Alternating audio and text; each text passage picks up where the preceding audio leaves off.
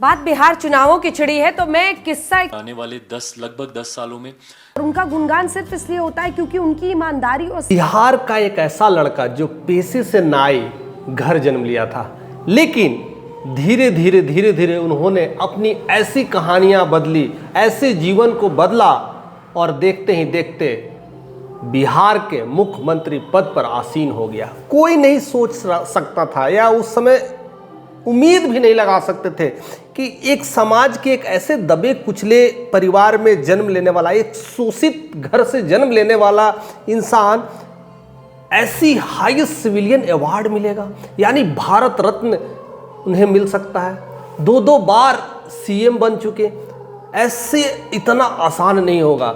जब वो मैट्रिक जब पास किए थे तब वहाँ जमींदार उस समय उनके पैर दबाया था, और पैर दबाया था उसी समय उन्होंने सोच लिया था कि एक दिन मैं बिहार की कुर्सी पर बैठूंगा, और तभी से उन्होंने वो ठान लिया। और उसके बाद वो दिन दूर नहीं कि वो दो बार बिहार के मुख्यमंत्री पद पर आसीन हुए।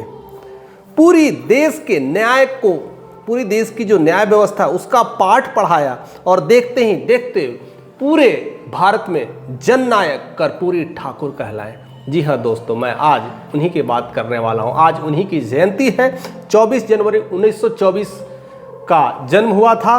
बिहार के समस्तीपुर के एक कर्पूरी ही गांव कह सकते हैं, लेकिन उनका नाम था पिछौलिया गांव, लेकिन बाद में उनको कर्पूरी ग्राम में घोषित कर दिया गया और वहीं से उनकी शुरुआत हुई। पिता एक छोटे मोटे किसान और अपने पेशे जो हजामत का काम होता वो करते थे, और वही सब चीज़ें चलती थी। लेकिन कर्पूरी बचपन से ही प्रतिभा के धनी थे, यानी पढ़ाई लिखाई में तेज थे, और उनकी पढ़ाई लिखाई भी चलती रही और आगे पढ़ते रहे।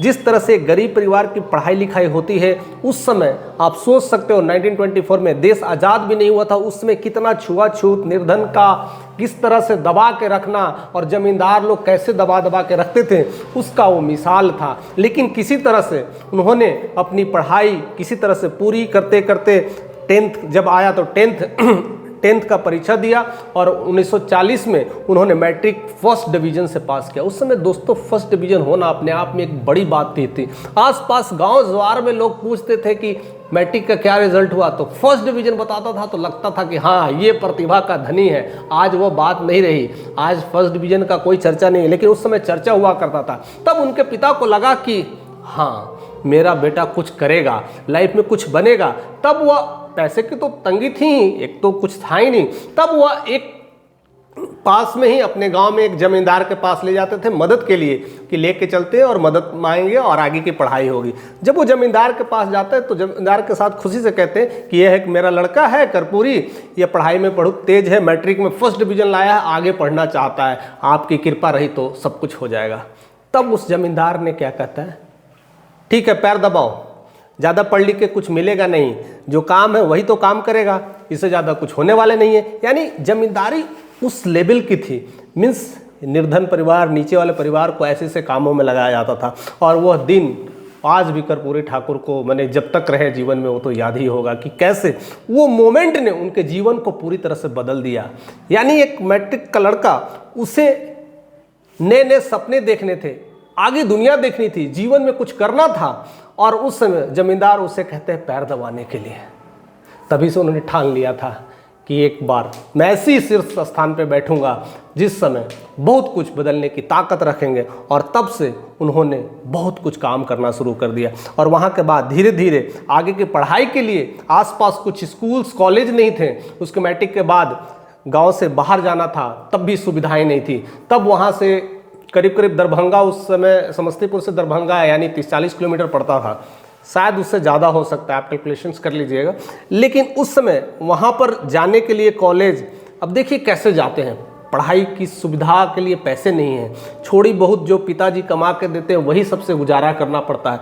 तो 15 किलोमीटर वो पहले पैदल चलते थे, और फिर वहाँ से ट्रेन पकड़ करके दरभंगा जाते थे, और वहाँ चंद्रवंशी मिथिला कॉलेज में वो पढ़ाई करना शुरू किए। इतनी सारी दिक्कतें, इतनी सारी प्रॉब्लम्स, इतनी सारी, क्या कह सकते हैं, आज के इस दुनिया में शायद मुश्किल हो पाएगा लोग इतना पैदल जाके इतनी कोशिश कर पाएँ, लेकिन उन्होंने किया और सारी कुछ प्रूफ करके दिखाया और धीरे धीरे वहाँ से किसी तरह से उन्होंने सेकंड डिवीज़न पास किया।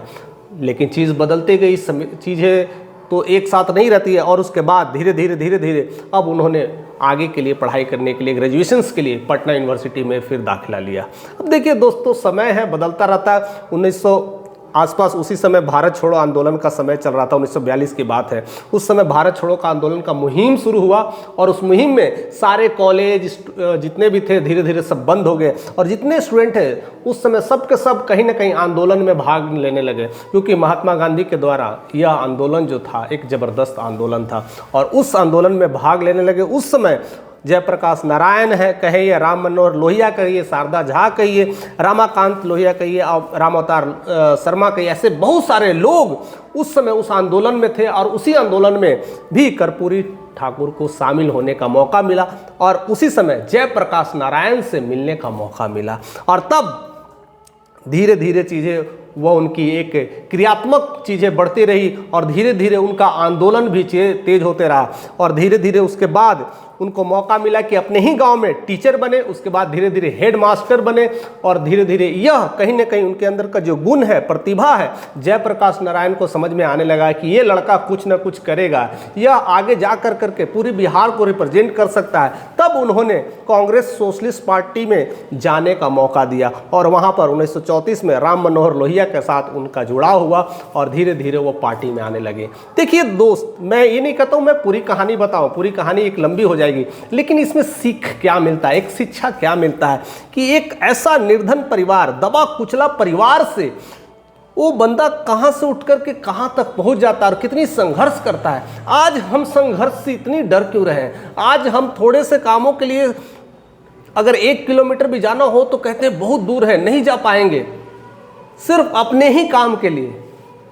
तो क्या होगा, कैसा भविष्य होगा, कैसी चीज़ें होगी? यानी सब कुछ अंधकार में अपने आप को दबा रहे हैं। और जिस तरह से लोग आज आप लोग के पास, जितने लोग हम लोग आज ऐसे दुनिया में फंस गए हैं कि हम लोग के पास खुद ही टाइम नहीं मिलता है कि अपने जीवन के लिए कैसे जिएं, अपने जीवन को समझें और जानें हमारा एग्जिस्टेंस क्या है, हम रियली में बनना क्या चाहते हैं, करना क्या चाहते हैं। तो शायद उनके लिए कर्पूरी ठाकुर का जीवन एक मिसाल होगा। जो भी स्टूडेंट इस चीज़ों को सुन रहे होंगे उनके लिए एक बार जरूर मैं कहूँगा कि कर्पूरी ठाकुर का जीवन पढ़िए, कैसे बिहार में दबे कुचले लोग भी ऐसे लेवल पे जा सकते हैं। और उसी की सारी दास्तां इस वीडियोस के माध्यम से मैं बताने की कोशिश कर रहा था कि कैसे कैसे उन्होंने इस लेवल पे पहुंचा और सिर्फ एक बार ही नहीं, 2 बार सीएम बने। 1970 में पहले बने, उसके बाद 1977 में बने और धीरे धीरे सब कुछ बदलते गया। बाद में उनके मरणोपरांत उन्हें कहते हैं ना हाईएस्ट सिविलियन अवार्ड मिलता है, जिसे भारत रत्न कहते हैं, 1924 में मिला था।